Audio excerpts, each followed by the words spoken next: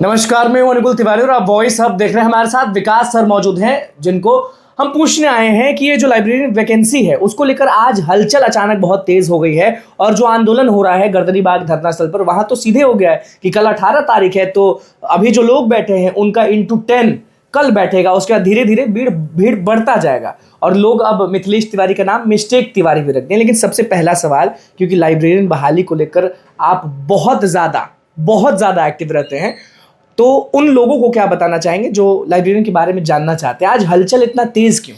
देखिए अनुकूल जी, 12 अगस्त को लाइब्रेरी दिवस मनाया गया बिहार में, पटना में। इसका उस मीटिंग जो दिवस मनाया गया था उसमें शिक्षा मंत्री जी नहीं पहुंच पाए थे, मुझे जहां तक जानकारी है। आज पेपर में ये सुबह सुबह देखने को मिलता है कि आज 4 बजे समीक्षा बैठक होगी कि लाइब्रेरी की जो बहाली है उसमें समस्याएं क्या आ रही है। हालांकि समीक्षा 18 साल से ये लोग कर रहे हैं, अच्छी बात है, पहल होना चाहिए।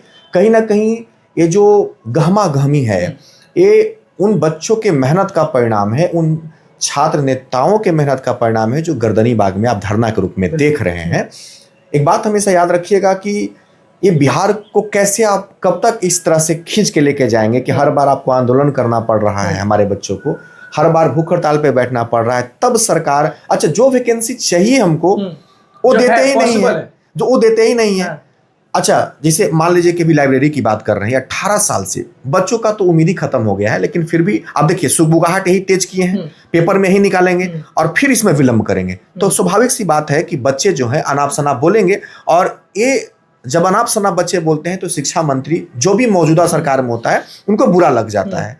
अभी वर्तमान में जो सरकार में शिक्षा मंत्री जी हैं ये भी अच्छा काम कर रहे हैं, हम ये नहीं कहेंगे खराब काम कर रहे हैं, लेकिन इस बात का संज्ञान में रख के उनको कि बच्चे चाहते क्या हैं। आप मिलकर बातचीत करके सब देखिए, बिल्कुल मिलना चाहिए। शिक्षक या छात्र नेता इस समाज को दिशा निर्देश करने का काम करते हैं। यही छात्र जब कोई नौकरी में जाएंगे तो बिहार को आर्थिक रूप से सुदृढ़ करने का काम करेंगे।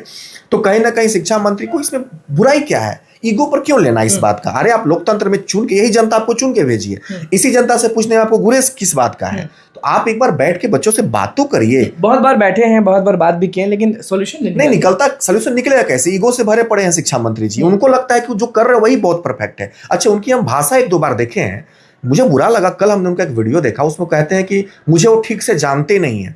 किसी मीडिया ने पूछा कि छात्र नेता आपका इस्तीफा मांग रहे हैं, इस पे मैंने उनका जवाब बड़ा अच्छा नहीं लगा मुझे।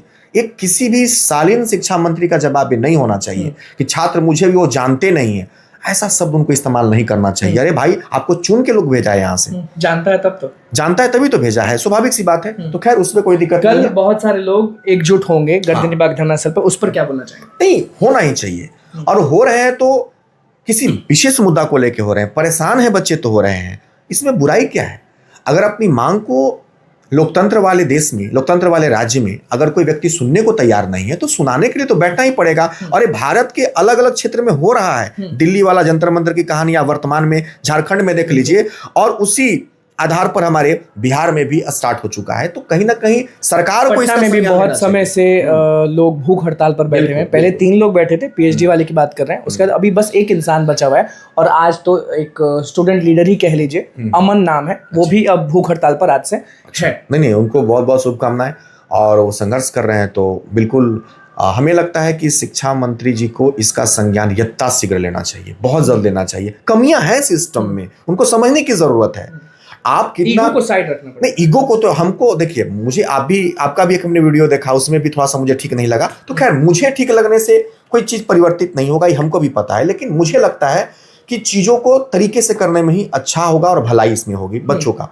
अभी सुगबुगाहट स्टेट वाला आ गया तो अच्छी बात है, स्वागत करते हैं। अभी आज समीक्षा बैठक लाइब्रेरी को लेकर के है, टीआरई को लेकर के भी उनका मंसूबा क्या है, मनसा क्या है, उसको भी क्लियर कर देना चाहिए ताकि बच्चे अवगत हो जाएं।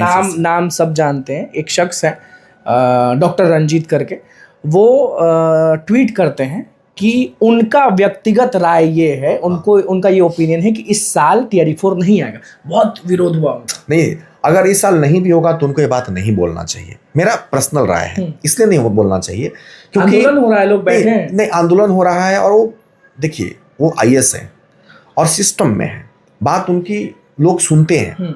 आप इस तरीके का बात मत कीजिए कि ताकि आगे बच्चे पैनिक हो जाएं। देखो, होना ना होना कब होगा ये तो बात अलग मुद्दा है, लेकिन आप हम कह दें कि अब अगले साल वैकेंसी आएगी तो सीधे हम उन बच्चों के भावनाओं पर वार कर रहे हैं ना। शिक्षा मंत्री ये चाहते हैं कि उनको एकदम फ्रेश बुद्धिमान शिक्षक मिले, इसीलिए पीटी मेंस का ऐलान किया। उनसे जब भी मीडिया वाले सवाल करते हैं या फिर उनके जो बीजेपी वाले हैं या जेडीयू वाले हैं जो पार्टी में हैं, जो सरकार में, वो लोग ये कहते हैं कि तो दिक्कत कहाँ है, अरे पढ़ने वाले हैं तो पीटी मेंस नहीं दे देंगे। नहीं, तो बिल्कुल हम स्वागत करते हैं शिक्षा मंत्री जी के इस बयान का, और ऐसा बिल्कुल 100% होना चाहिए। और हम ये कहते हैं कि भारत में तो पीटी मेंस होना चाहिए। हाँ, पीटी मेंस होना चाहिए, इंटरव्यू भी होना चाहिए, क्यों नहीं होना चाहिए, IAS लेवल का एग्जाम होना चाहिए।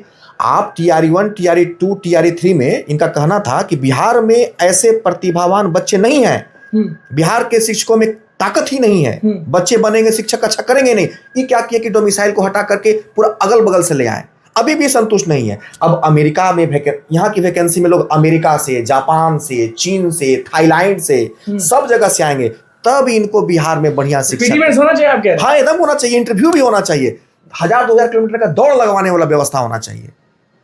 हाँ, एकदम काहे नहीं होना चाहिए। जब बुद्धि आदमी का भ्रष्ट होता है ना, जब बुद्धि खराब होता है, ऐसने बात आदमी का सामने से निकलता है। अभ्यर्थी देख रहे हैं आपको जो आंदोलन में बैठे हुए हैं, कहीं ना कहीं वो साथ मांगते हैं, फिजिकली नहीं मेंटली मांगते हैं। तो आप हैं हम लोग फिजिकली भी और मेंटली भी है। बिल्कुल है। हम वो शिक्षक हैं जिसके घर का चूल्हा इन बेरोजगारों से चलता है। स्वाभाविक सी बात है, हमें एक्सेप्ट करने में, मेरे घर में अगर एक रोटी पकता है तो इनके द्वारा दिया गया रोटी पकता है। हम बहुत बड़े, स्वाभाविक सी बात है कि इनकी देन है कि हम लोग शिक्षक हैं। इन बेरोजगारों का 100% मानते हैं भाई, ये है तो आप। हाँ, 100% है। आज कोई शिक्षक अगर उन्हीं से पैसा कमा के तानाशाह दिखाता है तो उसकी गलतफहमी है। हमेशा आपको ये मानना चाहिए कि शिक्षक है तो आप हैं, हम हैं, शिक्षक है तो हम हैं, छात्र है तो हम हैं। हमसे कोई छात्र नहीं है, छात्र से हम हैं। बिल्कुल विकास सर हमेशा अलग बात से लोग को कहीं ना कहीं इमोशनल भी कर देते हैं, कहीं ना कहीं आंख भी खोल देते हैं। सुन लिए ना कि जापान से, इधर से, उधर से इनको चाहिए तभी चैन होगा, और शिक्षा मंत्री पे किस तरीके से नाराज हैं। और बस यही रिक्वेस्ट है, सबका यही रिक्वेस्ट है कि ध्यान दीजिए, सॉल्यूशन। शिक्षा मंत्री जी से हम नाराज नहीं है। मुझे इस चीज का कहना है कि शिक्षा मंत्री जी, आप ये क्यों मानते हैं कि आप ही सर्वोपरि, आप ही ज्यादा ज्ञानी व्यक्ति हैं? आप छात्र लीडरों से मिलिए, आप प्राइवेट शिक्षक जितने भी पटना में हैं, कभी एक आध बार मीटिंग उनके साथ भी कीजिए कि क्या वो रात दिन पढ़ा रहे हैं। हमारी भी तो टैक्स में भूमिका है, हम भी तो टैक्स जमा करते हैं, हमारा भी तो योगदान है शिक्षा में।